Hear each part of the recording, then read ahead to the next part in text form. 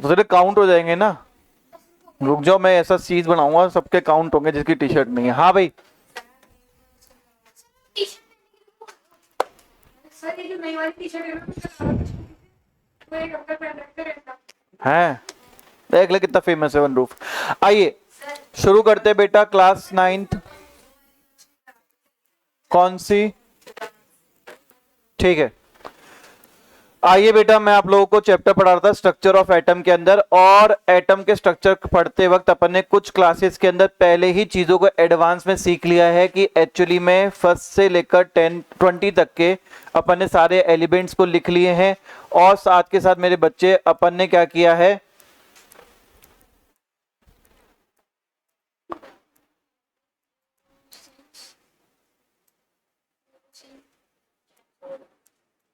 हाँ, तो अपन ने क्या क्या कर लिया है वो देख लेते हैं।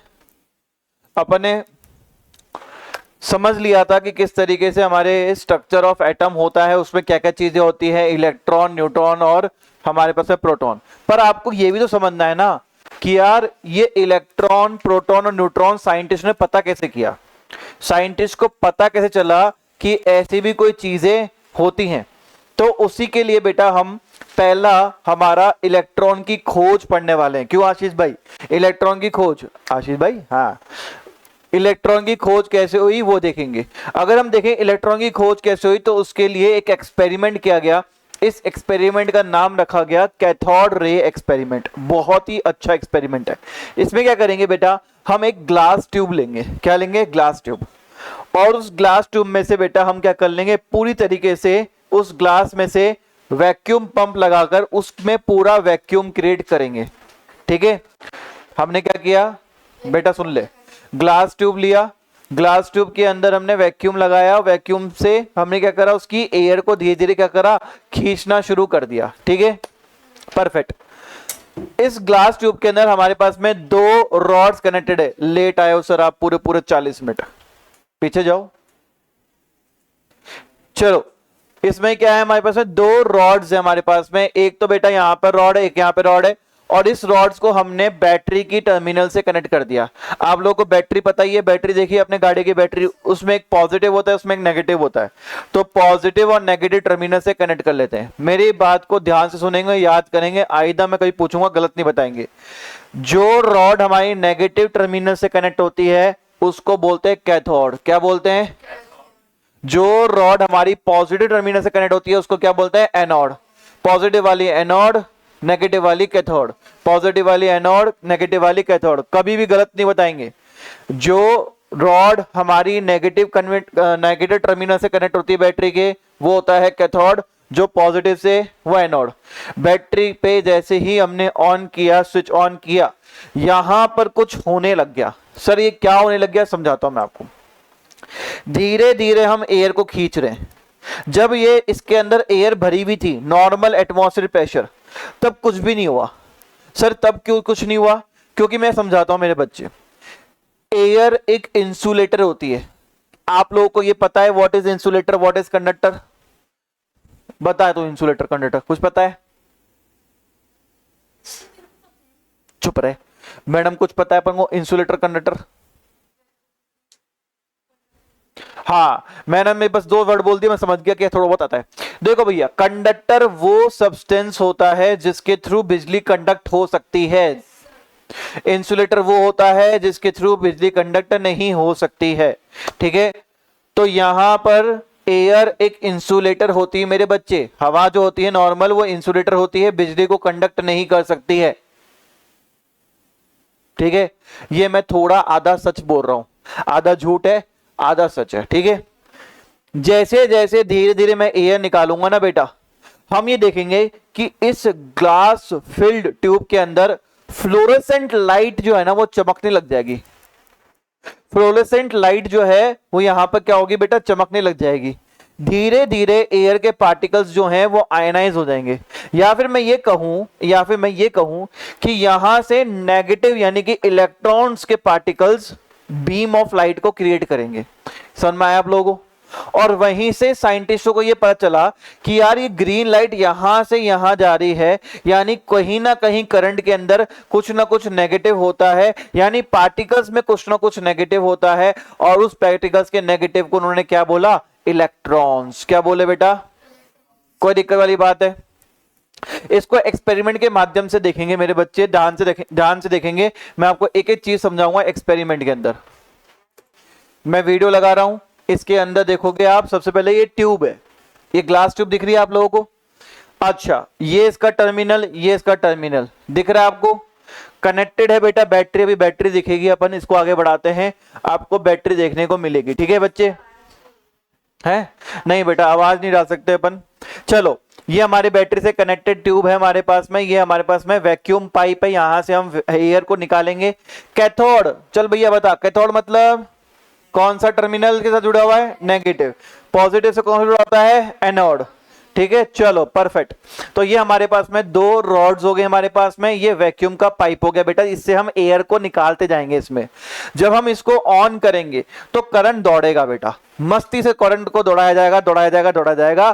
पर जैसे जैसे हम इस ट्यूब के अंदर एयर को निकालेंगे और हम अगर प्रेशर एयर के यहाँ पे प्रेशर जो है वो 0.001 mmHg बना देंगे, है ना, यानी यहां पर हवा का प्रेशर बहुत कम कर देंगे, और यहां करंट में कम से कम 10 किलोवाट टू 20 किलोवाट करंट को देंगे। बहुत ज्यादा होता है बेटा ये वोल्ट के अंदर। 10 किलोवाट से 20 किलोवाट का मतलब ये हो गया, एक छोटा सा हमारे को बड़ा सारा क्या करना पड़ेगा, जो आपकी हाई टेंशन लाइन होती है वो 45,000 किलोवाट यानी 45 किलोवाट पे होती है वो। तो वैसे ही आप देख लो, ये बहुत ज्यादा हो जाएगा मेरे बच्चे करंट। ठीक है, इतने हम करंट पे हम इसको अगर क्या करेंगे, चलाएंगे, तो एक फ्लोरेसेंट रे, एक क्या होगी बेटा? फ्लोरेसेंट रे जो होगी वो कैथोड रे से हमारे पास में एनोड रे की तरफ जाते हुए दिखाई देगी। समझ में आया? कोई दिक्कत है? हाँ, असली में होता है। कोई दिक्कत है मेरे बच्चे? कोई परेशानी है क्या? अरे बताओ, कोई परेशानी है क्या?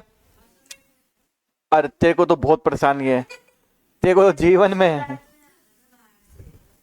अगर हम बात करें कि यहां से कैथोड रे की जो हमारे पास में रे ऑफ लाइट है वो यहां से सीधे सीधे निकल रही है हमारे पास में और एनोड में जाके भिड़ेगी, ये पता है स्ट्रेट लाइन में चलती है। सर है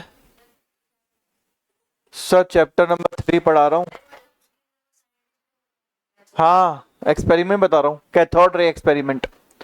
तो मेरे बच्चे, कैथोड रे एक्सपेरिमेंट के अंदर हमें ये फ्लोरेसेंट रे बनते हुए नजर आई from negative to positive terminal. अब मेरी बात समझना बेटा, ये स्ट्रेट लाइन में ट्रेवल करती है। सर कैसे पता करेंगे स्ट्रेट लाइन में ट्रेवल करती है?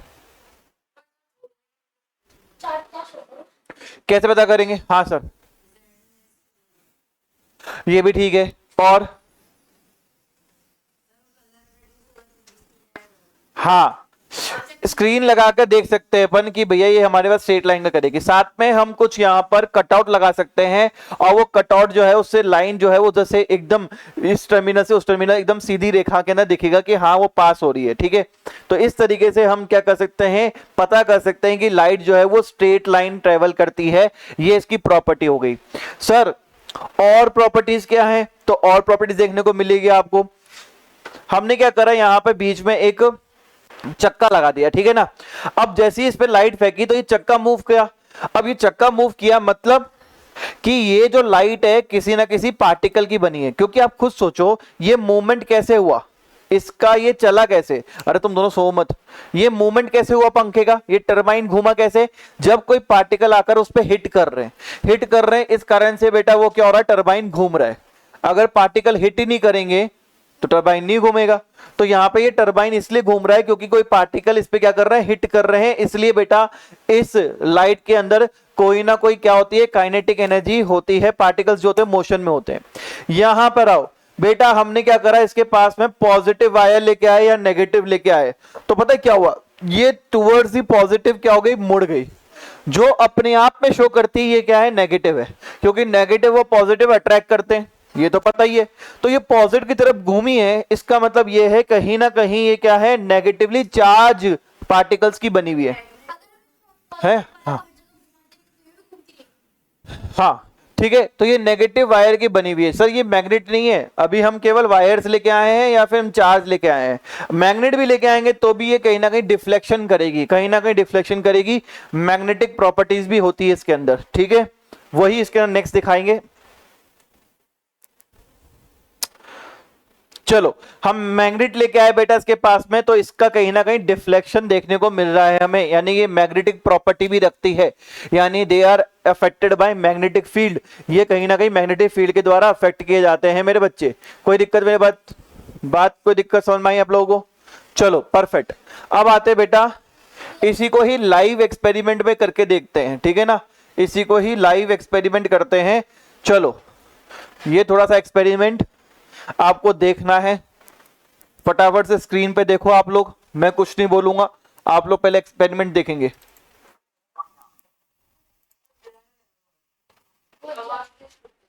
बेटा 10 साल पहले की है, आवाज है ही नहीं बेटा, क्यों आवाज दिखा देखना।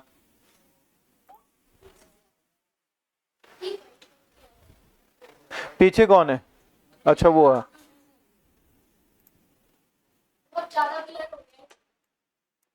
देखिए आपको लाइट, ये ग्रीन कलर की लाइट दिखी, फिर 2 दिन एब्सेंट, 1 दिन आता है, हंस हो रहा है बकरी जैसा। सर थैंक यू सर, हट गोगा, ठीक है, ये डिफ्लेक्शन दिख रहा है आपको। हाँ हाँ, आई नहीं यार, शायद नहीं, पता नहीं पीछे लगा रखी नहीं लगा रखी है, कटआउट है मतलब, हाँ पेपर कटआउट हो सकता है ताकि अच्छे क्लियर दिखे।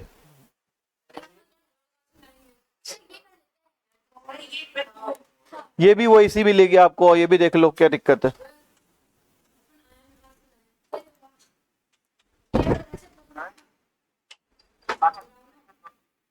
एक सेकेंड सर, एक सेकेंड।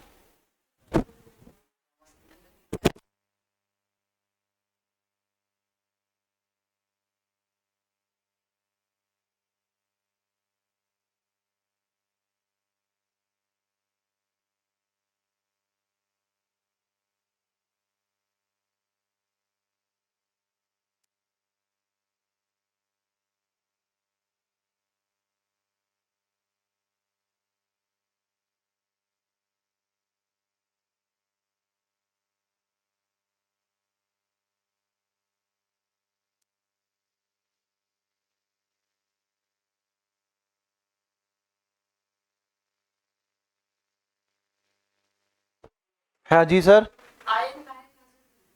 आयंस कैसे ले गए? आयंस होते क्या है पहले ये बताओ। चार्ज पार्टिकल्स को आयंस बोलते हैं बेटा। जब यहां पर हम क्या करेंगे, बेसिकली हम एयर को बिल्कुल निकाल लेंगे तो आपको दिखेगा कि चार्ज पार्टिकल्स फ्लो कर रहे हैं। या चार्ज पार्टिकल क्यों? क्योंकि हमारी एयर आयनाइज हो रही है, एयर आयनाइज हो रही है। एयर किसकी बनी हुई है? पार्टिकल्स की बनी हुई है। तो पार्टिकल्स क्या हो रहे हैं? आयनाइज हो रहे हैं, चार्ज बन रहे हैं। कैथोड के अंदर पॉजिटिव, हाँ भाई बताओ, कैथोड के पॉजिटिव है एनोड पॉजिटिव? एनोड पॉजिटिव होता है, कैथोड क्या होता है? नेगेटिव होता है। हाँ, नेगेटिव चार्ज। सब बैटरी करंट दे रहे हैं ना, करंट में क्या होता है? इलेक्ट्रॉन फ्लो करते हैं। हाँ, तो जैसे आपने करंट बहुत ज्यादा हाई वोल्टेज में किया तो और एटमॉस्फेयर से कम दिया तो जो एयर के पार्टिकल्स है वो चार्ज हो रहे हैं, वो चार्ज होके ग्लो कर रहे हैं, आयनाइजेशन हो रहा है उस एयर का। कैथोड के अंदर कुछ चार्ज होगा, कैथोड में वो तो हर बॉडी के पास चार्ज है, हमारी बॉडी के पास भी चार्ज है कुछ ना कुछ। कैथोड को कनेक्ट नहीं कर रखा है तो वो हमारा केवल केवल कैसे बिहेव करेगा? ओनली एक सब्सटेंस की तरह जो न्यूट्रल होता है। हमारी बॉडी भी तो न्यूट्रल बिहेव कर रही है, अभी कौन से चार्ज दिखा रही है? जब तक हमारी बॉडी में चार्ज नहीं आएगा हमारी बॉडी में चार्ज शो ही नहीं होगा। जैसे आयरन है, आयरन कंडक्ट कर सकता है, आयरन के पास इलेक्ट्रॉन है फिक्स पोजीशन में, पर कंडक्टर के थ्रू चार्ज नहीं हो सकते जब तक मैं इसके अंदर कुछ ना कुछ पोटेंशियल डिफरेंस ना क्रिएट करूं। पोटेंशियल डिफरेंस क्रिएट करूंगा तो ये चार्ज पार्टिकल मूव करना शुरू करेंगे। किस चैप्टर के? 5 के और 7 कल लेना तू, 5 के तो हो गए, 6 के भी हो गए, 7 के भी हैं शायद मेरे पास, कर लेना। ये देखा था कि आपने एक्सपेरिमेंट, रहने दो, देख लिया तुमने, नहीं देखा क्या? चलो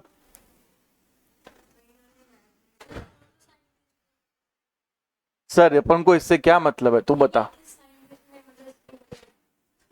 भाई। Cathode ray experiment Julius Plucker के द्वारा इन्वेंट किया गया था। उसके बाद में हमारे पास में cathode ray experiment J Thomson ने दिया था, ठीक है। मॉडल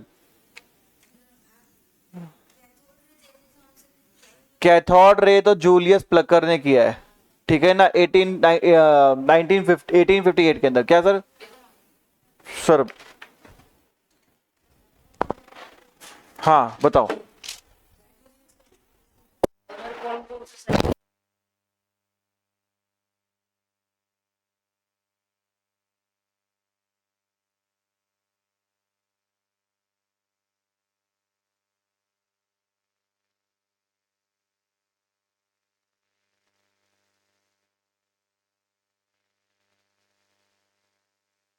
कुछ है भाई, आ जाओ। अब भैया कंसंट्रेट कर लो प्लीज, पढ़ाने दो, डिस्टर्ब मत करो बेटा, बैग वैग निकाल के पढ़ना शुरू कर दे। हाँ भाई, जो ट्यूब है बेटा उसके अंदर मेटल की इलेक्ट्रोड्स है हमारे पास में एक और दूसरी एंड के अंदर। जब बेटा हम हाई वोल्टेज पोटेंशियल देते हैं, यानी कि हाई वोल्टेज पोटेंशियल यहां पे क्रिएट करते हैं, तो जो इलेक्ट्रोड है जो हमारी negative terminal of power source से कनेक्ट है उसको कैथोड बोलते हैं, पॉजिटिव वाले को एनोड बोलते हैं।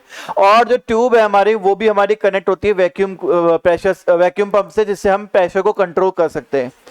बेटा डिस्चार्ज ट्यूब के कुछ एग्जाम्पल्स हैं जो हम यूज किया करते थे, अब ज्यादा यूज नहीं होते हैं। CFL बल्ब्स आया करते थे, वो भी इसी टेक्नोलॉजी पे चला करते थे। पिक्चर ट्यूब ऑफ टीवी, पहले के टीवी जो थे वो भी इसी टेक्नोलॉजी पे चला करते थे। Electric tube lights and X-ray tubes, X-ray tubes तो आज भी इसी टेक्नोलॉजी पे चलती है मेरे बच्चे। सर ट्यूबलाइट्स जो पुरानी हैं उसमें, अब जो ये LEDs आ गई हैं उसमें नहीं है। आ जाओ। When the gas pressure inside the discharge tube is 1 atmosphere, यानी कि नॉर्मल जब टेम्परेचर होता है तो इलेक्ट्रिक करंट जो होता है हमारे पास में वो फ्लो ही नहीं करता है। देखो मैंने आपको बताया भी था कि कोई भी इलेक्ट्रिक करंट फ्लो नहीं करेगा जब तक कि हम क्या नहीं करें, उसके अंदर एटमॉस्फेयर प्रेशर को कम ना करें।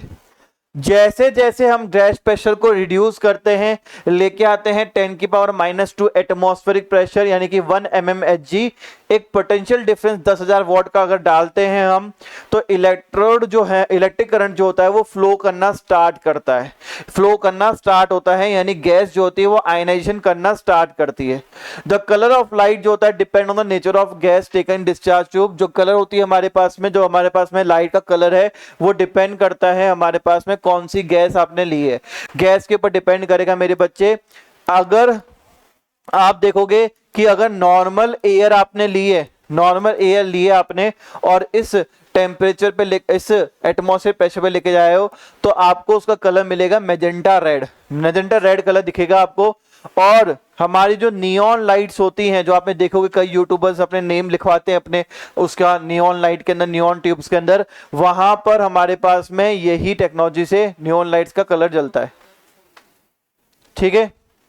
जब गैस प्रेशर जो होता है हमारे पास में, वो हमारे पास में डिस्चार्ज ट्यूब के अंदर रिड्यूस होता है फर्दर, तो एक डार्क स्पेस अपीयर होता है at the vicinity of cathode, यानी कि जहां कैथोड है वहां पे एक डार्क कलर का स्पेस बनना शुरू होता है। जो पुरानी ट्यूबलाइट्स होती है रचित, जो पुरानी ट्यूबलाइट्स होती है वहां पे हमें देखा होगा कि कोने के अंदर ब्लैक कलर के स्पॉट्स क्रिएट होते हैं, ठीक है।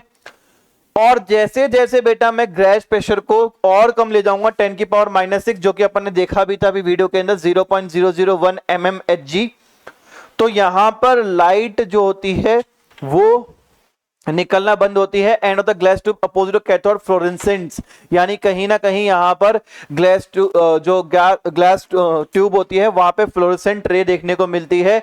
ये ग्लो होना शुरू होगी एक फेंट ग्रीनिश लाइट से, ठीक है। चलो, जब हमने फर्दर इस पे इन्वेस्टिगेशन करी मेरे बच्चे, क्या नाम है इसका, ललित, जब हमने इसे फर्दर इन्वेस्टिगेशन करी, हमें पता चला कि जो ये फ्लोरेसेंट है हमारे पास में, ये इसलिए हुआ है क्योंकि कहीं ना कहीं रेस की बॉम्बार्डमेंट हो रहा है, मतलब रेस जो है बहुत सारी निकल रही है हमारे पास में कैथोड से। बेटा हमारे पास में कैथोड से बहुत सारी रेस निकल रही है, और क्योंकि ये कैथोड से निकल रही है इसलिए इसको कैथोड रे एक्सपेरिमेंट भी बोला जाता है। इसको हमने नाम दिया कैथोड रेज। क्या नाम दिया इसको? कैथोड रेज दिया। These rays were found to consist of negatively charged material, और बाद में पता चला कि ये जो कैथोड रेज हैं इसके अंदर कौन से पार्टिकल्स हैं, कौन से मटेरियल्स हैं, नेगेटिवली चार्ज मटेरियल पार्टिकल्स हैं, और उन्हीं का नामकरण रखा गया इलेक्ट्रॉन्स। इस तरीके से हमारे पास में इलेक्ट्रॉन की डिस्कवरी हुई। अब प्रॉपर्टीज ऑफ कैथोड की बात करें तो पहला पढ़ा था कि जो कैथोड रेस होती है वो क्या होती है बेटा हमारे पास में, स्ट्रेट लाइन में चलती है। इसके सामने कोई भी ऑब्जेक्ट रख दो तो उसकी एकदम शार्प इमेज बनाएगी, वो एकदम शार्प शेडो बनाएगी। तो यानी कि कैथोड रेस जो है वो स्ट्रेट लाइन में ट्रेवल करती है। सीधे बैठो दोनों के दोनों। हीटिंग इफेक्ट की हम बात करते हैं बेटा, तो कैथोड रे जो होती है वो थिन मेटल फॉइल पे अगर हम डालेंगे तो वो थिन मेटल फॉइल जो होगा वो हीट अप हो जाएगा, क्योंकि यहां पर कहीं ना कहीं ये जो लाइट होती है ये हीटिंग इफेक्ट को शो करती है। बेटा ये खुद कैथोड रे मटेरियल पार्टिकल की बनी है। टरबाइन घूमा था ना, वही चीज यहां दे रखी है कि अगर आप यहां पर कोई बीच में कोई प्लेस चीज रखते हो तो वो रोटेट करेगा, टरबाइन रोटेट करेगी। भैया इलेक्ट्रिक फील्ड लाने से इफेक्ट पड़ता है। पॉजिटिव नेगेटिव लाओगे तो पॉजिटिव की तरफ अट्रैक्ट होती है, अपन ने देखा भी था। ठीक है। इफेक्ट ऑफ मैग्नेटिक फील्ड, सीधा बैठ भाई। इफेक्ट ऑफ मैग्नेटिक फील्ड की हम बात करते हैं तो कैथोड रे जो है बेटा वो हमारे पास में मैग्नेट से डिफ्लेक्ट होती है। अभी एक्सपेरिमेंट में दिखाया था कि मैग्नेट पास में लेके आए तो भैया मैग्नेट जो है उससे डिफ्लेक्ट हो रही है। ठीक है। On striking against the wall of discharge tube cathode ray produce फेंट ग्रीन फ्लोरोसेंट कलर। बेटा ये कलर कौन सा बनाती है? फ्लोरोसेंट ग्रीन कलर बनाती है। इसके अलावा सर होता क्या है, जो भी बची कुची गैस है हमारी उस चैम्बर के अंदर वो आयनाइज हो रही है, मतलब वो गैस जो है वो चार्ज्ड हो रही है। ठीक है ना, जिससे वो पास हो रही है, मतलब कैथोड रे जिससे पास हो रही है उधर उस पार्टिकल को आयनाइज करते जा रही है। और जो अबव मेंशन प्रॉपर्टीज है हमारे पास में वो बताती है कि कैथोड रे जो है वो fast moving stream of negatively charge particles बनी हुई है, और इन्हीं का नाम क्या रखा गया हमने? इलेक्ट्रॉन रखा। समझ में आ गया आप लोगों को? अब आपको दो चीजें याद रखनी है। सबसे पहले इलेक्ट्रॉन का चार्ज कितना होता है, तो बेटे बच्चे वजन को नापने के लिए हम केजी का इस्तेमाल करते हैं, ग्राम का इस्तेमाल करते हैं, करते नहीं करते? भैया लंबाई को नापने के लिए मीटर, फीट, किलोमीटर का इस्तेमाल करते हैं। वहीं करंट्स को नापने के लिए हम कुलोम्स का इस्तेमाल करते हैं। किसका इस्तेमाल करते हैं? कुलोम्स। करंट को नापने की यूनिट बेटा बैग हटा के पढ़ ले, कुलोम्स का इस्तेमाल करते हैं।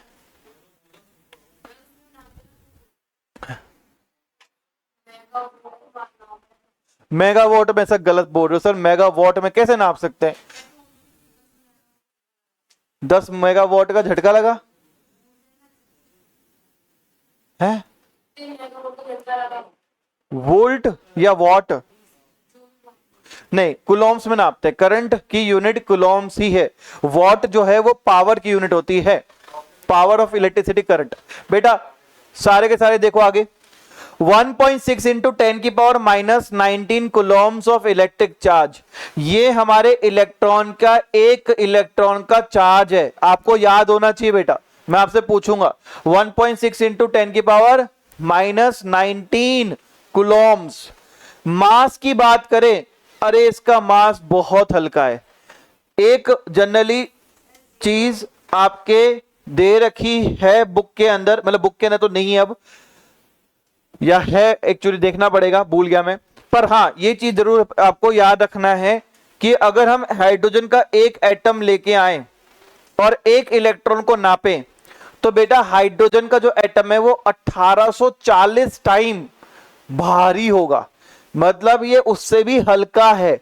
यहां पे देखो ये लिखा हुआ 1/1840, यानी कि हमारा जो इलेक्ट्रॉन का मास है वो 1/1840 है, मल्टीप्लाई बाय हाइड्रोजन एटम, यानी हाइड्रोजन का जो एटम है उससे भी बेटा ये 1840 से डिवाइड कर दो, उतना मास लगभग लगभग एक इलेक्ट्रॉन का होता है।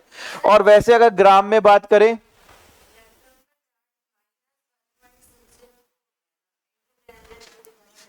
सर ये नेगेटिव है, ये देखो absolute charge on electron is 1.6 of negative charge, ये लिखा हुआ है यहाँ पे, नेगेटिव चार्ज का बोला है। ठीक है, चलो मेरे बच्चे सुनो बेटा सीधे, अगर हम बात करें यहाँ पे लिखा हुआ है ग्राम, वजन कितना, तो 9 इंटू 10 की पावर -28 ग्राम्स। सुन माया भाई साहब, नहीं याद हो तो लिख लेना, क्योंकि अगली क्लास से पूछूंगा कितना होता है। 9 इंटू 10 की पावर -28 ग्राम्स वजन होता है, बहुत कम वजन है। देखो यहां लिखा हुआ है इतना छोटा है कि इसको हम नेग्लिजिबल मानते हैं, बताया था मैंने आपको क्लास के अंदर, भाई ये इतना छोटा वजन है, इतना छोटा वजन है कि इसको हम नेग्लिजिबल मानते हैं। कोई दिक्कत है? नाउ हम आते हैं बेटा प्रोटॉन की डिस्कवरी, भैया इलेक्ट्रॉन की डिस्कवरी हो गई। इलेक्ट्रॉन की डिस्कवरी किसने की थी? है प्लकर। ठीक है, चलो अब आते हैं हमारे पास में प्रोटॉन की डिस्कवरी। प्रोटॉन की डिस्कवरी की थी भैया गोल्डस्टेन ने, एक जर्मन के साइंटिस्ट है बेटा हमारे पास में 1886 में, जिन्होंने एक नई टाइप ऑफ रे को डिस्कवर किया था डिस्चार्ज ट्यूब के अंदर। मतलब वही सेम एक्सपेरिमेंट है, पर एक्सपेरिमेंट के अंदर हल्की सी चीज जो है ना वो अलग कर दी गई थी। सो इसमें क्या कर दिया गया था, वही गैस चैम्बर, वही सब कुछ था, ईच एंड एवरीथिंग वही चीज थी, परंतु यहां पर एनोड को कहीं ना कहीं शिफ्ट करके आगे लिया है, और एनोड भी परफोलेटेड था, मतलब छेद छेद उस एनोड्स के बीच में थे हमारे पास में, सॉरी कैथोड के अंदर हमारे पास में छेद छेद थे, एनोड्स हमारे पास में यहीं पे ही है, कैथोड के अंदर कहीं ना कहीं छेद छेद थे। ठीक है भाई, कोई समझ में आया आपको? मतलब एक्सपेरिमेंट तो वही है, वही एक्सपेरिमेंट है, पर कहीं ना कहीं यहां पर क्या है, एनोड के अंदर क्या, सॉरी कैथोड के अंदर हमने क्या कर रखा है, यहाँ पे छेद छेद छेद कर रखे हैं। अब एक सेकंड मैं बताता हूं हुआ क्या। हुआ ये कि जो परफोरेटेड कैथोड था यहां से करंट को पास किया गया, तो हमने आमतौर पर यह देखा था कि सर यहां से रे जो है वो यहां निकलेगी, ये तो हम पढ़े क्या है कि सर कैथोड से जो है फ्लोरोसेंट जो रेज है वो यहां जाएगी एनोड के पास में। भाई सोए मत, तो 6 बजे बाद फिर जागता है। ठीक है, यहां से रेज जो है वो यहां से निकल के कहां जाएगी, यहां तक जाएगी, ये तो पता है ना आपको। परंतु इसमें यह देखा गया कि यार पीछे भी कहीं ना कहीं कुछ ना कुछ हो रहा है, और वो कुछ ना कुछ क्या है, वो एनोड रेज है। वो क्या है, हमारी एनोड रेज। ठीक है, अब यहां पे वही चीज हो गया, on passing the electric discharge at low pressure, जब बेटा हमने बहुत ही लो प्रेशर में इलेक्ट्रिक करंट को पास किया, तो एक नई टाइप की रे बिहाइंड द कैथोड बनते नजर आई, कैथोड बनती नजर आई। तो वहां समझ में आया कि यार कुछ एनोड की रेज इससे छेद के थ्रू पास होकर वो यहां पर आ रही है, यानी कुछ ना कुछ पॉजिटिव रेज भी होती हैं। समझ में आया आपको? कुछ ना कुछ क्या होती है, पॉजिटिव रेज भी होती है हमारे पास में, और ये पाथ ऑफ रे इसलिए विजिबल हो पाया क्योंकि हमारे अंदर यहां पर रेजिडुअल गैस ने ग्लो करा, और ये जो रेज प्रोड्यूस हुई फ्लोरोसेंट ग्लो के साथ में, ये हमारे वॉल ऑफ ट्यूब पे हिट करती है बिहाइंड द कैथोड, और ये जो रेज है इनका नाम दिया गया एनोड रेज। मतलब उस एक्सपेरिमेंट के अंदर हमने क्या करा, कैथोड को आगे लेके आए, चैम्बर के बीचों बीच लिया है और छेद कर दिए। तो यार हमें देखा कि यार पीछे भी कहीं ना कहीं क्या आ रही है, रेज बन रही है, और ये रेज कैसे होगी, क्योंकि एनोड से भी कुछ ना कुछ पार्टिकल्स यहां से पास होके, क्योंकि छेद करे हुए ना, तो आगे चली गई और वहां पर लाइट बना रही है, वहां पर फ्लोरेसेंट हो रहा है। और वो चीज हमें यहां पर फर्दर इन्वेस्टिगेशन से पता चली कि हाँ ये पॉजिटिव चेंज मटेरियल पार्टिकल्स क्या होते हैं हमारे पास में, ये सारे के सारे हमारे होते हैं एनोड रेज, या फिर हम बोल सकते हैं कनाल रेज, क्योंकि कनाल के थ्रू पास हो रहे हैं ना बेटा, जो छेद है उसके थ्रू पास हो रहे हैं, तो उसको क्या बोलते हैं, अनाल रेज। बेटा मुंह धो के आया तू, देखो नींद ही नींद आ रही है। हाँ चलो भाई, एक्सपेरिमेंट में बेटा वही चीज है, ग्लास ट्यूब ले ली मेरे बच्चे, ग्लास ट्यूब ले ली। यहां पर आप देखोगे बैटरी सेटअप इस तरीके से है हमारे पास में, कि यहां पर आपको देखने को मिलेगा, यहां पर हमने कैथोड रे लगा, सॉरी कैथोड परफोरेटेड कैथोड यहां पे है, और ये एनोड है हमारे पास में।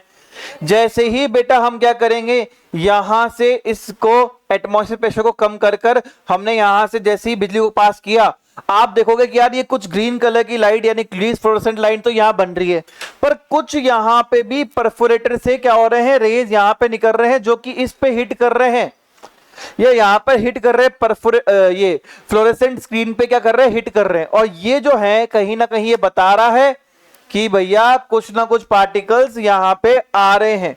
और ये जो पार्टिकल्स थे ये कौन थे हमारे पास में, प्रोटॉन्स। कौन से पार्टिकल थे बेटा, प्रोटॉन्स। बेटा बीच में छेद भी तो है ना,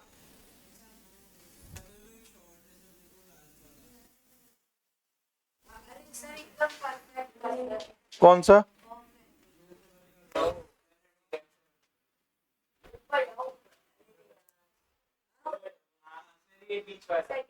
ये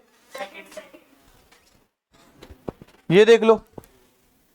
चलो बेटा सेम वही परफोरेटेड कैथोड है हमारे पास में, फ्लोरेसेंट तो वहां बनेगा, पर यहां पे कुछ रेज देखो, कुछ पार्टिकल्स यहां से इसके छेद से होते हुए निकल जा रहे हैं, प्रोटॉन पार्टिकल, पॉजिटिव पार्टिकल्स, जो कि फ्लोरेसेंट स्क्रीन पे हमें दिखेंगे।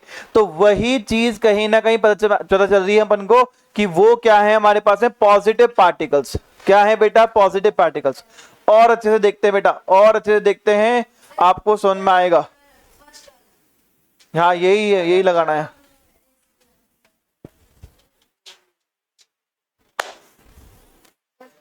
चलो सेम वही चीज हमारे पास में है भैया।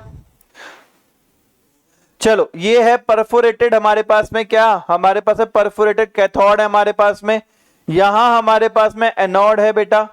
जैसे ही हमने इस बैटरी को चालू किया तो हमें दिखेगा फ्लोरेसेंट रे जाती हुई, जो कि हम पुराने एक्सपेरिमेंट में भी समझ सकते हैं।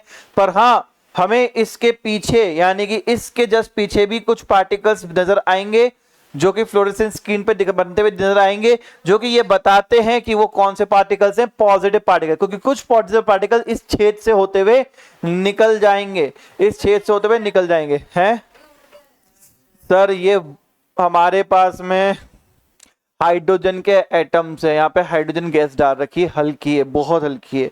जब यहाँ से जा रहे हैं तो हाइड्रोजन के जो एलिमेंट है वो उस पर बम्बार्डिंग हो रही है, वो टूट रहा है, उसमें से पॉजिटिव निकल के हमारे पास में यहाँ पे ट्रेवल कर रहा है। हाँ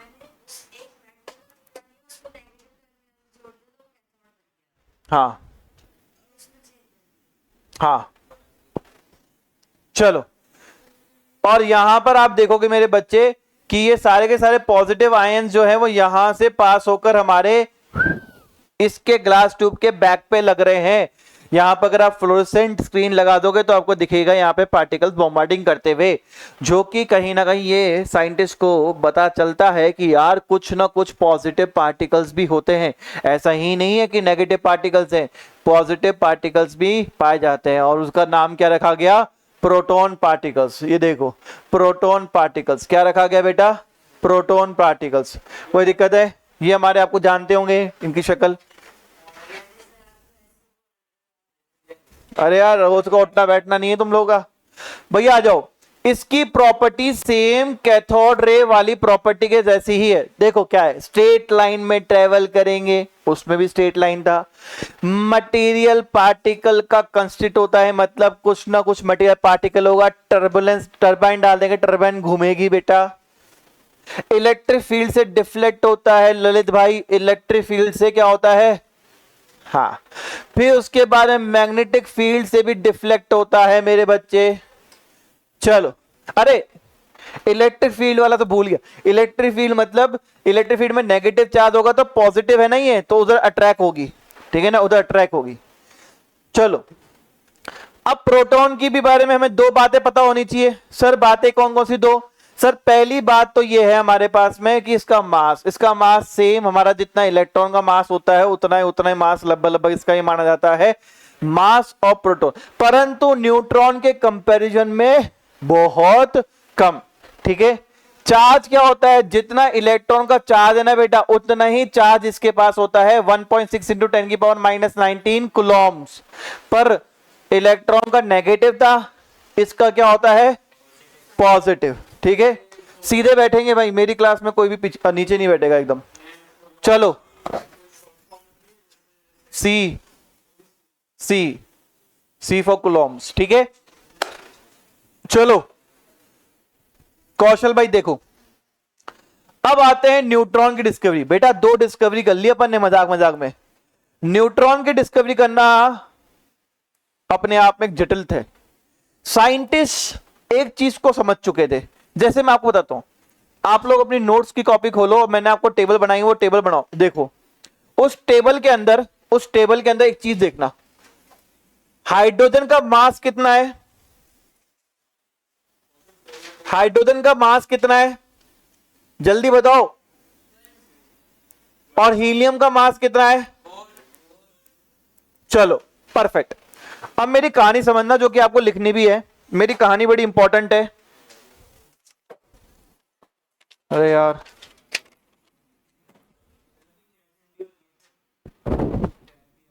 अरे यार वो पेन कहाँ है भाई? आप लोगों को भी चीज लिखनी है, मैं आपको एक चीज सिखा रहा हूं, वो आपको भी लिखनी है और आपको ये चीज समझने में भी काफी मदद मिलेगी। बेटा रचित, तू एक जगह बैठता नहीं है, तेरी यही प्रॉब्लम है। शिकायत करूंगा तेरे पापा जी से और तेरी मम्मी से। एक जगह बैठना है तेरे को, सब तो वहीं पे, जहां पे मैं छोड़ के गया था वहीं पे दे। 2 मिनट में आ गया, पर तू बैठता सही जगह पे नहीं है। आ जाओ। हाइड्रोजन और हीलियम के बारे में हमें पहले, इससे पहले इसको चीजों को समझना है, मास बनता कैसे है। तो मेरे बच्चे, सबसे पहले मैं आपको टॉपिक सिखा रहा हूं, एटॉमिक नंबर। एटॉमिक नंबर लिखना है भाई, लिखना है तुम लोगों को। जो भी नहीं लिखेगा ना, जान रखना उसका आखिरी दिन कर दूंगा आज इस क्लास में। एटॉमिक नंबर, एटॉमिक नंबर क्या होता है मेरे बच्चे, मैं आपको बताता हूं। एटॉमिक नंबर होता है हमारे पास में, उसके अंदर कितने नंबर ऑफ प्रोटॉन्स हैं उस पे डिपेंड करता है। ध्यान रखेंगे, डेफिनेशन में यही लिखा हुआ है कि नंबर ऑफ प्रोटॉन्स जितने होंगे वही हमारा क्या बनेगा, एटॉमिक नंबर। ठीक है, हाँ ठीक है।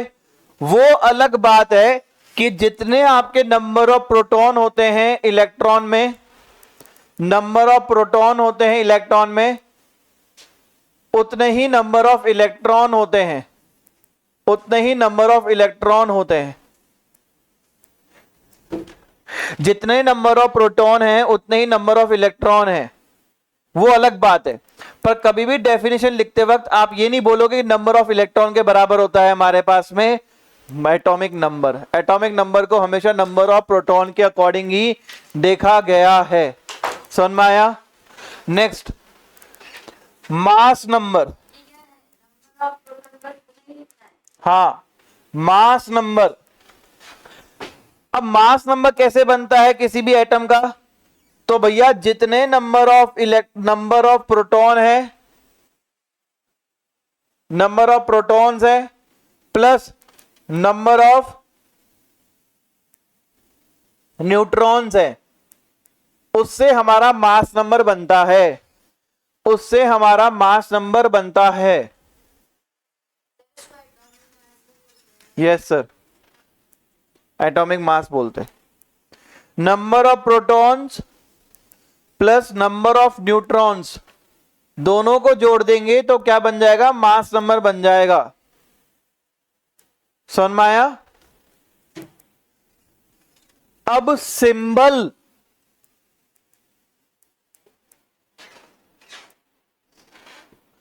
सिंबल नहीं, रिप्रेजेंटेशन ऑफ एलिमेंट कैसे लिखते हैं? Representation of element with atomic number and mass number, atomic number and mass number.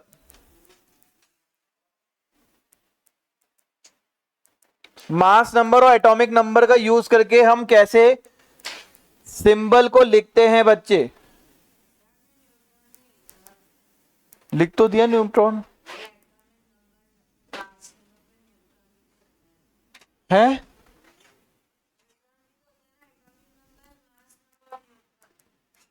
Atomic number, mass number, neutron.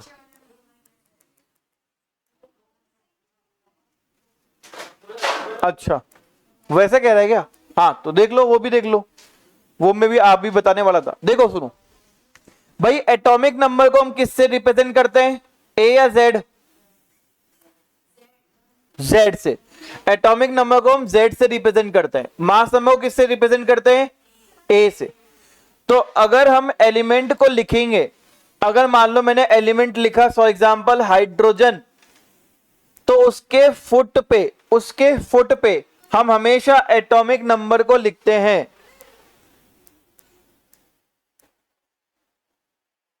उसके फुट पे हमेशा हम क्या लिखते हैं बेटा, एटॉमिक नंबर को लिखते हैं। तो इसका बताओ हाइड्रोजन का एटॉमिक नंबर क्या होता है, 1।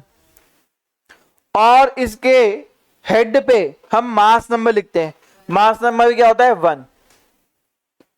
अब जैसे आते हैं ऑक्सीजन, आप लोग नोट से कॉपी कर सकते हो, देख सकते हो कि ऑक्सीजन का एटॉमिक नंबर क्या है। तो ऑक्सीजन का 8 है, होता है एटॉमिक नंबर, तो 8 हम नीचे लिखेंगे और मास नंबर ऊपर लिखेंगे जो कि होता है 16। सर ये लिखा हुआ है ना, मुंह धुलवाया तब भी जगह नहीं, और 6 बजे पता नहीं कौन सी आत्मा कौन सी परमात्मा इसके अंदर घुस जाएंगे। जैसे इसका टाइम खत्म होगा 9th वाले का, सर मुझे पढ़ा दो, सर मुझे पढ़ा दो, सर पढ़ा दो। शुरू हो जाएगा ये, कौन सी आत्मा आ जाएगी इसके अंदर। अरे चाह है तो वो 6 बजे बाद ही क्यों आती है, हैं? तो उससे पहले क्यों नहीं बनाता मूड? आ जाओ, अब एलिमेंट पे आ जाओ। ऐसा नहीं है सर, एलिमेंट पे आ जाओ। एलिमेंट जैसे बेटा आप कैसे रिप्रेजेंट करते हैं किसी भी एलिमेंट को? सपोज कोई एलिमेंट एक्स है, कोई एलिमेंट एक्स है, तो बेटा हम नीचे क्या शो करते हैं, उसका एटॉमिक नंबर यानी जेड को रिप्रेजेंट करते हैं। और मास नंबर कहां आएगा, हमारे हेड पे। मास नंबर कहां आएगा, हेड पे। ये रिप्रेजेंटेशन का करने का तरीका होता है, रिप्रेजेंटेशन करने का तरीका। नीचे हेड पे क्या आता है, मास नंबर, तो ए। नीचे क्या आता है, जेड एटॉमिक नंबर। ठीक है। अब आप लोग मुझे नाइट्रोजन का करके बताएंगे, हर किसी कॉपी में देखूंगा नाइट्रोजन का। चलो करके बताओ, टीप सकते हो पुराना, नाइट्रोजन करके बताओ।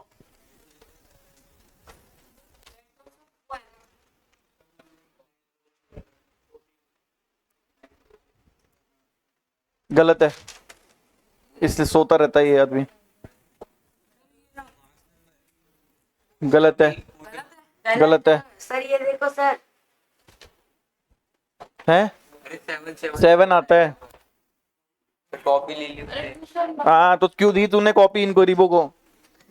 लिखा होना चाहिए था इनके पास में, ऑलरेडी लिखा हुआ नहीं है इनके पास में। गलत है। 7-14 तूने टीपा है। अरे इसने टीपा है, रचित ने। हाँ सही है बेटा, बिल्कुल। नाइट्रोजन का आएगा 7, एटॉमिक नंबर 7 होता है और मास नंबर 14 होता है। समझ में आया? ऊपर नीचे तो सीधा मुझे क्लोरीन का लिख के बताएंगे, सबकी कॉपी चेक कर रहा हूं। क्लोरीन का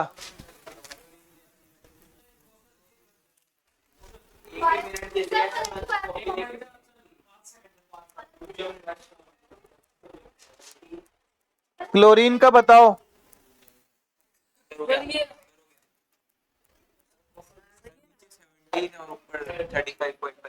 नहीं सर, अभी नहीं।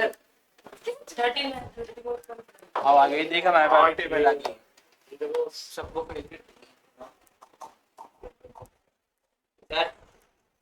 गलत है, सही है। हाँ बेटा सही जा रहे हो, करो करो, सही जा रहे हो, सही जा रहे हो। बस मास नंबर देखो, सो मास नंबर क्या है, क्लोरीन का मास नंबर लिखो ऊपर हेड पे, 5.5 है।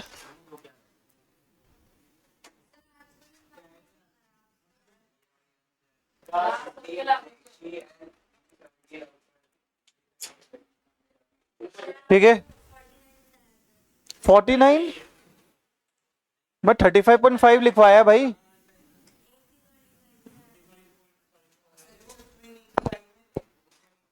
चलो समझ में आया?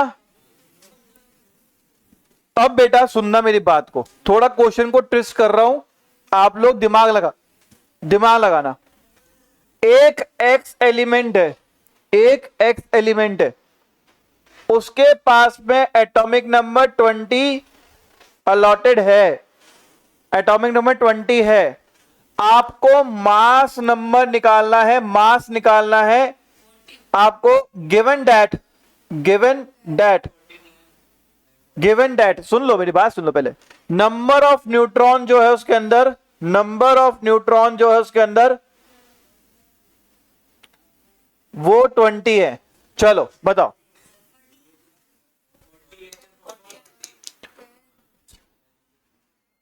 भाई बताओ कैसे आया आंसर आप लोगों का।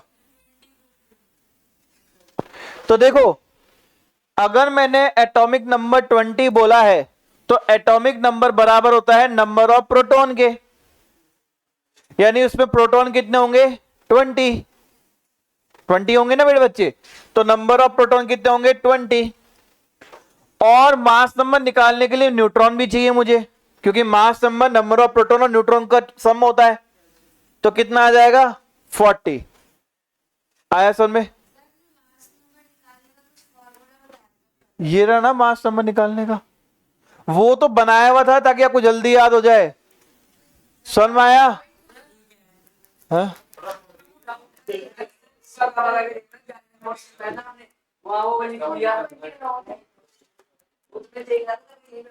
भाई जा कर रहा है, नहीं हुई। हाँ तो एक आप 50 मिनट में चल जाओगे। एक तो तुम पहले लेट आओगे, फिर तुम्हें क्लास में भी ढंग से नहीं बैठना। दिखा नोट्स, दिखा मुझे।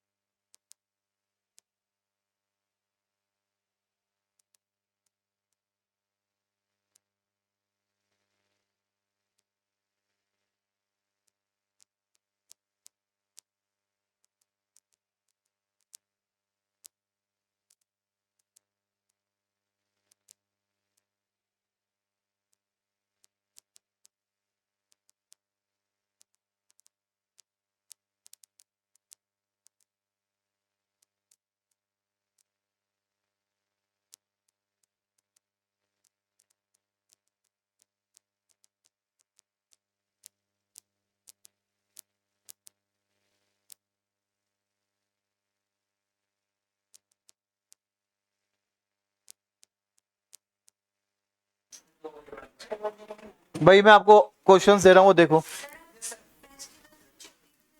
नहीं, एक दिन मिल जाएगी।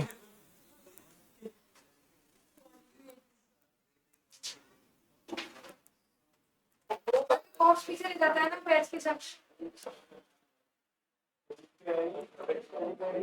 तो वो नहीं है, इसका कुछ ज्यादा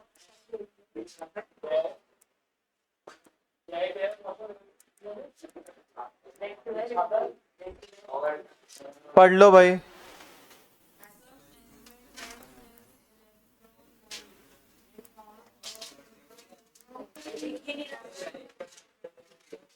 सर जो अच्छा सर नीचे करते सर कैमरे सर इसका सर मास्क सर इसका न्यूट्रल का होगा। आप अपनी कॉपी में करो, मैं आके देख लूंगा। जल्दी जल्दी करो भाई, फटाफट फटाफट करो।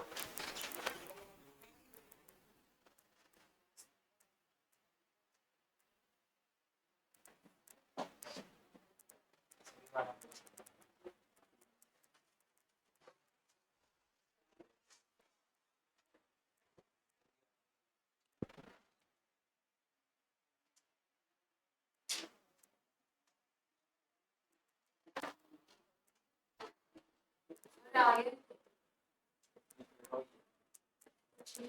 क्लास में देना। सर क्वेश्चन लिखना है क्या?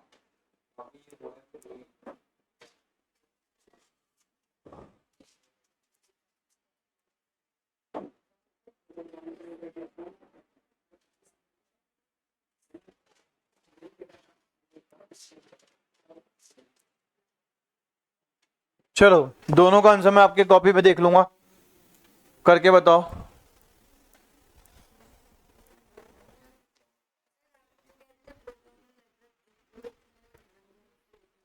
नंबर ऑफ, हाँ दोनों इक्वल होते हैं, नंबर में इक्वल होते हैं। क्या कर, कौन सा कर दिया तुमने? हाँ 23-25 मिनट के बाद देखनी है। क्या है मार्क्स नंबर कितना लिखा तूने? ये कहाँ से आ गया? प्लस करें तो 90 में आएगा ना। हाँ 9.5 कैसे आया? तो क्यू गेट टू, जैसे कौन सा फॉर्मूला है जो मास नंबर 2 से डिवाइड करने पे आता है? 18 होता है। हाँ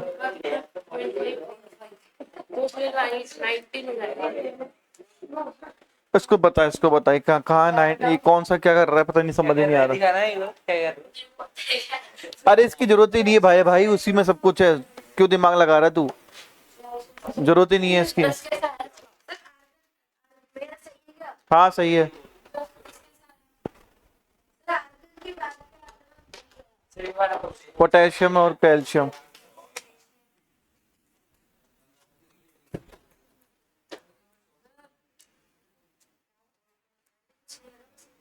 कौन बोला भाई सर? अब चलो भाई, नंबर ऑफ इलेक्ट्रॉन कितने हैं भाई? वही नंबर ऑफ प्रोटॉन होते हैं।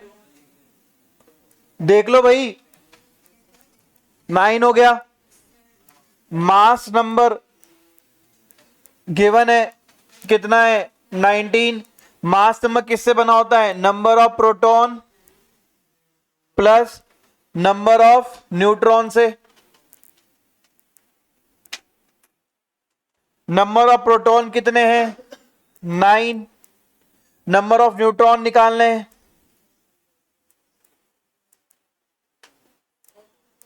नाइन वहां जाके माइनस हो गया, तो नंबर ऑफ न्यूट्रॉन 19 माइनस 9 कितना हो गया? 10। क्या कॉम्प्लिकेट हुआ? हाँ, ताकि वो जो मेथड मैंने सिखाया ना वो सही सही कर ले ये लोग। शॉर्टकट बाद में लगाएंगे ना, पहले ये तो करे सही। हो गया?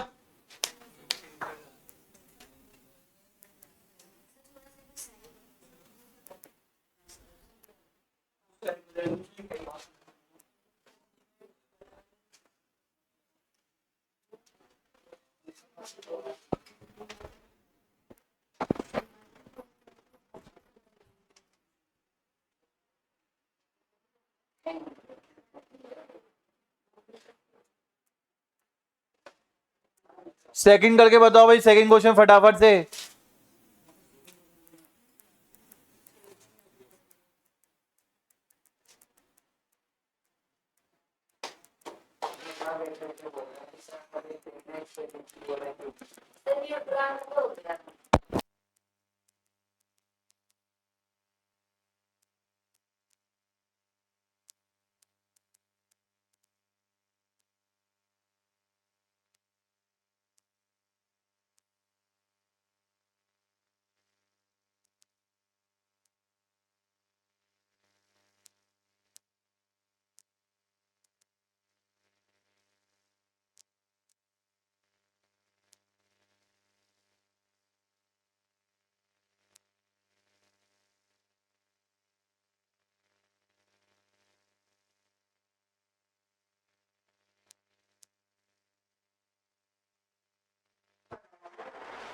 हाँ हुआ भाई, सेकंड क्वेश्चन हुआ।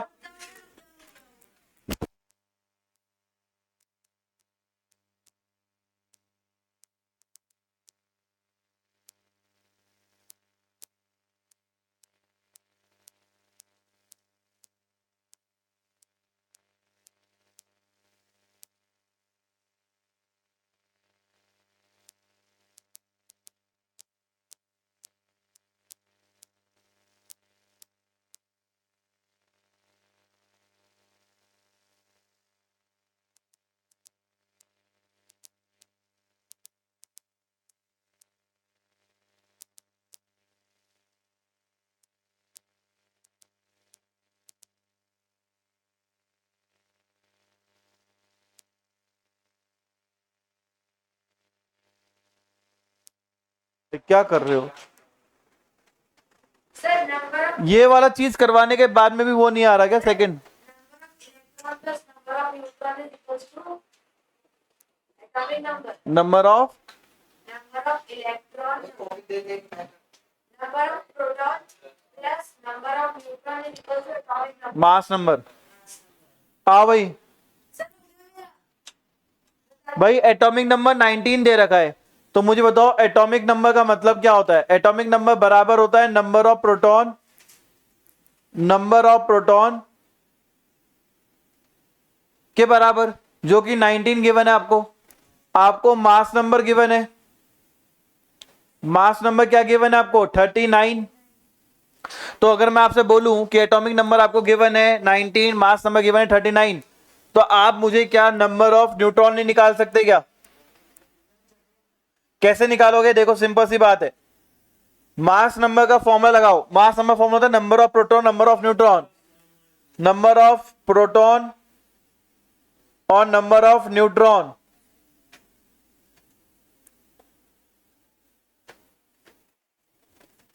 प्रोटॉन कितने? 19। नंबर ऑफ न्यूट्रॉन नहीं पता, 19 वहां जाके माइनस कर दो, तो नंबर ऑफ न्यूट्रॉन कितना आ गया?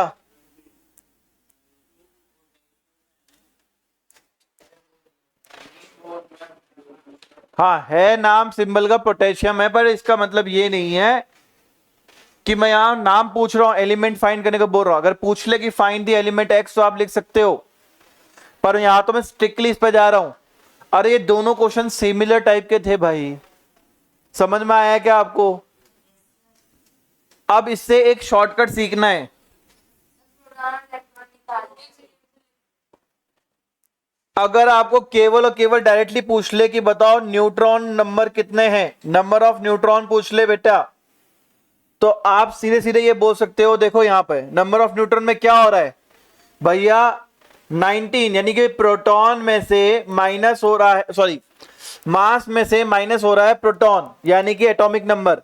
तो आप बोल सकते हो कि mass number minus atomic number, mass number में से एटॉमिक नंबर को माइनस कर दो। अब मास नंबर को किससे रिप्रेजेंट करते हैं, जेड या ए? ए। और एटॉमिक नंबर जेड। तो नंबर ऑफ न्यूट्रॉन का डायरेक्ट फॉर्मूला बन जाता है बेटा, नंबर ऑफ न्यूट्रॉन का डायरेक्टली फॉर्मूला बन जाता है ए माइनस जेड। ये डायरेक्ट फॉर्मूला लिखवा दिया मैंने आपको, समझ में आया? कोई दिक्कत है? आखिरी क्वेश्चन, सबकी कॉपी में देखूंगा, आंसर कोई नहीं बोलेगा।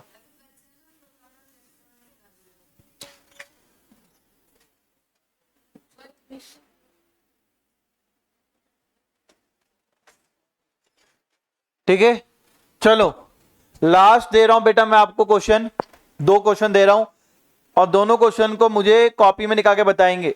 भाई मायोन वालों, तुम्हारे तो ये क्वेश्चन आता ही आता है, 100% है। हाँ लिख रहा हूं, ये लिख रहे हैं ना भी बच्चे, टीप रहे ना, लिख रहा हूं मैं, है ना? है गए अब जैसे 6 बजे पास में आ रहे हैं, इसकी एनर्जी आ रही है, माता आ रही है इसके अंदर। सर क्या मैं याद करता हूं 6 बजे को 6 बजे तो 6 बजे देखो क्या होता है, कूल डाउन होता हो।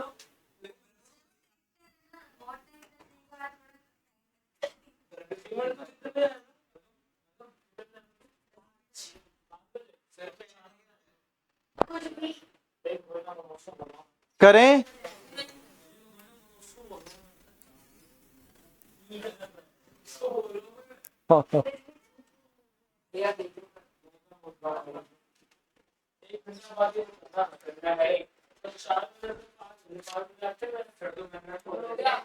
ये अदब जो ताऊ बन रहा है, ये आदमी एक दिन आता है, 3 दिन छुट्टी है इस आदमी की, और ताऊ बन रहा है। कितने बजे आता है तू? कितने बजे आता है तू? बता कितने बजे आता है? अब तू 4 बजे आना, तू 4 बजे आना।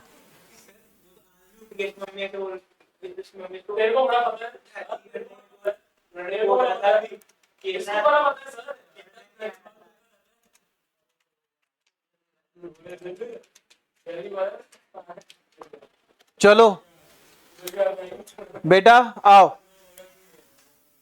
मैं आपको क्वेश्चन दे रहा हूं। फाइंड दी, अरे यार, find the atomic number, mass number, number of neutron, number of electron, neutron and proton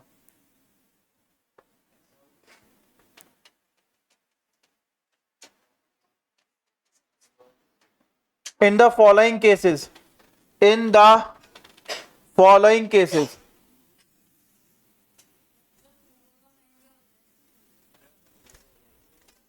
है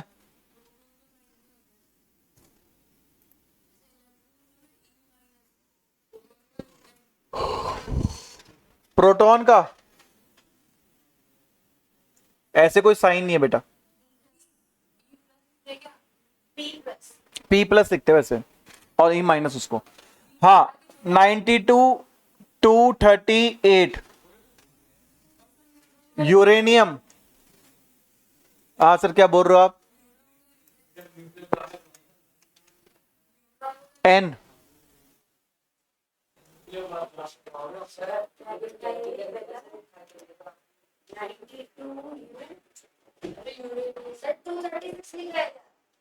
हाँ हाँ, 238 लिखा है बेटा, 238 3272 जर्मेनियम। तुम्हें उससे क्या मतलब, तूने करे नहीं करे, तुम्हें तो केवल और केवल atomic number, mass number, number of proton, number of electron, number of neutron, ये निकालने। अब निकालो भाई ये 2 केसेस का फटाफट से। है नहीं, काय को छुट्टी?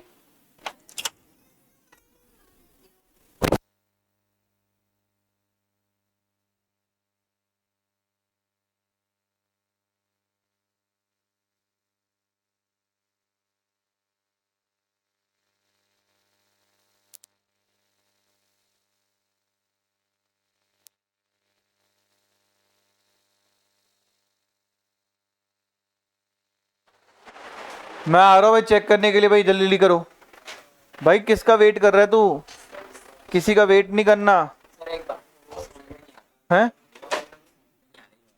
क्यों?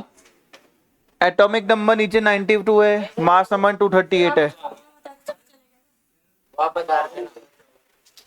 मैं आ रहा हूं, जा रहा हूं, तू तो करना। बस अभी वॉशरूम निकलेगा इसका जब क्वेश्चन दिया है।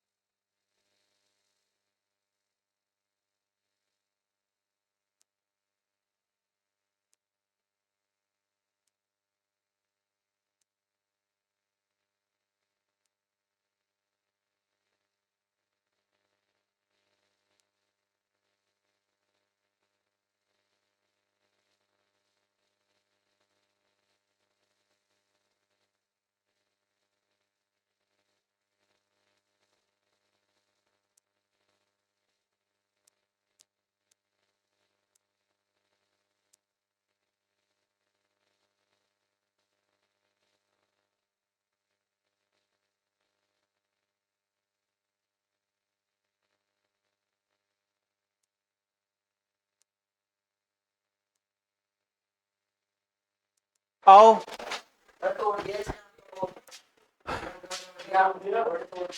पूरा ही गया क्या? लटक गया या फिर तार ही निकल गया पूरा? हाँ ठीक है, आ जाओ भाई, देख लो भाई। यहाँ पे एटॉमिक नंबर कितना है? जो फुट पे होता है वो एटॉमिक नंबर होता है। एटॉमिक नंबर किससे रिप्रेजेंट करते हैं? जेड से या ए से? 92। देख ले ललित भाई, मास नंबर कितना होता है भाई? ए से रिप्रेजेंट करते हैं, जो हेड पे होता है वो मास नंबर होता है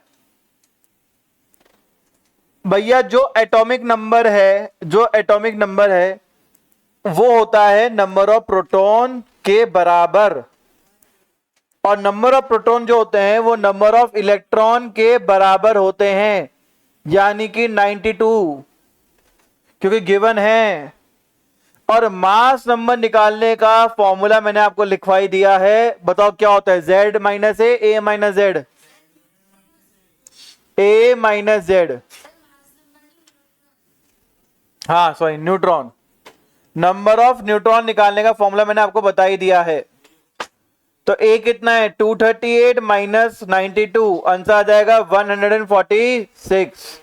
सेकंड, सेम क्वेश्चन सेकंड आपको करना है, करो फटाफट। ठीक है, जिनका नहीं हुआ है घर पे करना। अब मैं आपके सामने जो साइंस की प्रॉब्लम साइंटिस्ट को मिली वो बता रहा हूं, ठीक है? अब आप समझ चुके हो। मेरे बच्चे, हाइड्रोजन लिख रहा हूं, हाइड्रोजन का मास नंबर, एटॉमिक नंबर होता है 1 और मास नंबर भी 1। हीलियम लिख रहा हूं, हीलियम का एटॉमिक नंबर 2 होता है और मास नंबर 4 होता है, ठीक है? तो जब साइंटिस्ट को प्रोटॉन और इलेक्ट्रॉन का पता चल गया कि भैया एक एटम में प्रोटॉन इलेक्ट्रॉन होते हैं, पर न्यूट्रॉन की डिस्कवरी बहुत बाद में हुई थी, पर साइंटिस्ट के पास में एक वैलिड क्वेश्चन था। मैं समझाता हूं वैलिड क्वेश्चन क्या था। साइंटिस्ट के पास में एक दिमाग में ये आया कि यार अगर हम एक हाइड्रोजन को ले आए और अगर 2 हीलियम को ले आए तो इनका वजन सेम आना चाहिए। तराजू में वजन जो होना चाहिए सेम होना चाहिए ना भाई। साइंटिस्टों को यह पता था कि भैया इलेक्ट्रॉन और प्रोटॉन के ही बने हुए हैं क्या हमारे पास में एलिमेंट्स। तो अगर मैं एक हाइड्रोजन ले आऊं, एक हाइड्रोजन, 2 हाइड्रोजन ले आऊं और एक हीलियम ले आऊं तो वजन बराबर आना चाहिए। क्यों? क्योंकि कहीं ना कहीं हमारे पास में हाइड्रोजन कितने का है वजन में? 1 ग्राम, यानी 1 इलेक्ट्रॉन, और 2 इलेक्ट्रॉन किसके? हीलियम के। तो दोनों वजन में बराबर आना चाहिए, पर ये वजन में हमेशा भारी हुआ करता था हीलियम। जब 3 लगाए हाइड्रोजन तो भी भारी निकला हीलियम, जब 4 लगाए हाइड्रोजन तब बराबर आया हीलियम। तब साइंटिस्ट के दिमाग में यार एक चीज आई कि ऐसा क्यों है, इनके तो इलेक्ट्रॉन बराबर होने चाहिए भाई। इसमें 1 इलेक्ट्रॉन, इसमें 2 इलेक्ट्रॉन, तो 2 हाइड्रोजन लिया तो 2 इलेक्ट्रॉन, तो 2 इलेक्ट्रॉन 2 प्रोटॉन बराबर आने चाहिए, पर बराबर नहीं आ रहे थे ये लोग, तो क्योंकि हीलियम का वजन 4 होता है ना। तो इसके दिमाग में ये आया कि ऐसा क्यों कि ये बराबर नहीं आ रहे, तो कहीं ना कहीं कुछ मिसिंग था। वो भी ऐसा कि कोई कुछ ना कुछ मास रखता है, यानी मैटर है, तो कुछ ना कुछ मिसिंग थी। वहीं से कहानी शुरू हुई न्यूट्रॉन की, ठीक है बेटा? वो मैंने आपको बता दिया ना, मैंने आपको बताया ना ये चीज तो पहले ही बता दी कि अभी क्या चलता है। पर ये उस वक्त वैलिड क्वेश्चन था ना जब इलेक्ट्रॉन और प्रोटॉन की खोज हो चुकी थी, पर न्यूट्रॉन नहीं पता था साइंटिस्ट को कि न्यूट्रॉन जैसी चीज क्या है।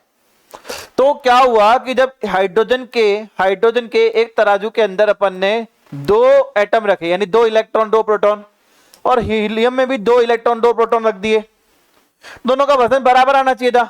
वजन बराबर नहीं आया क्योंकि दोनों के अंदर न्यूट्रॉन की कमी थी। इधर हमारे पास में हीलियम के पास में 2 न्यूट्रॉन थे और वहां कितने थे भैया हमारे पास में? न्यूट्रॉन कम थे, तो वजन कम आया। तो वजन कम आया तो समझ में आ गया कि भैया कहीं ना कहीं मिसिंग है, गड़बड़ है। और जहीं पे ही शुरू हुआ हमारे पास में ढूंढने का कॉन्सेप्ट कि इसमें ऐसी कौन सी चीज है जो वजन तो है पर उसके अंदर चार्ज नहीं है, ना नेगेटिव चार्ज है ना पॉजिटिव चार्ज है, और तब शुरुआत हुई हमारी ढूंढने की मास की, और मास को ढूंढेंगे अपन कल। ठीक है भैया, चलो।